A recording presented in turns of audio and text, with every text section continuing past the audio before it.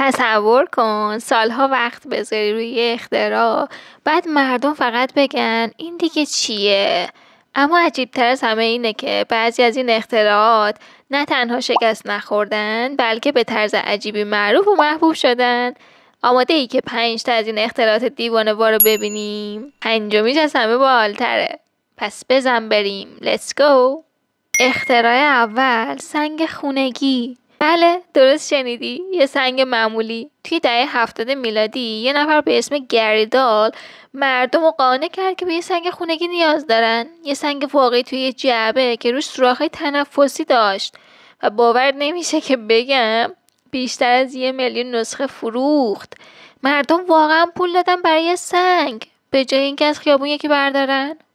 اختراع دوم، گلدون خودآبدهی. چی میشه اگه یه گلدونی باشه که خود به خود آبیاری بشه؟ خیلی هم عالی به نظر میرسه، درسته؟ خب این همون گلدون خودآبدهیه. طراحی شده بود که مراقبت از گیاهان رو راحت تر بکنه، اما نکته جالبش اینجایه که به قدری پیچیده بود که مردم در نهایت بازم مجبور میشدن دستی آبیاریش کنن. با این حال بین علاقه‌مندان به گیاهان یه ترند بزرگ شد و به طرز عجیبی فروش بالایی داشت. اختراع سوم، ماشین اصلاح جاروبرقی دار. چرا بری آرایشگاه وقتی میتونی یه جاروبرقی رو به ماشین اصلاح وصل بکنی و تو خونه موهاتو بزنی؟ دقیقا همون چیزی که فلوبی اختراعش کرد.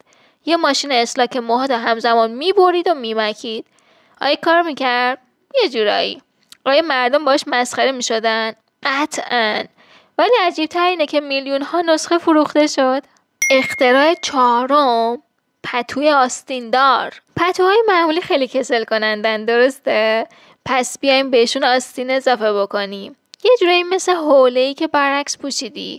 ولی به دلیل عجیبی مردم واقعا عاشقش شدن و باور نمیشه که بیشتر از 30,000,000 نسخه فروخته شد. اختراع پنجم، دمبل لرزشی. آره، دمبل لرزشی، وسیله‌ای که قرار عضلاتت قوی بکنه، ولی بیشتر باعث میشد که مسخره به نظر بیای. قرار بود با لرزش دستت عضلات تقویت بشه، اما واقعا فقط یه ابزار خنده‌دار بود.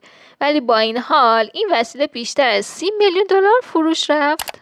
حالا تو به من بگو بی‌خاصیت ترین چیزی که تا حالا خریدی چی بوده؟ تو کامنت ها بهم بگو، چون میخوام بدونم فقط من نیستم که چیزای عجیب خریدم.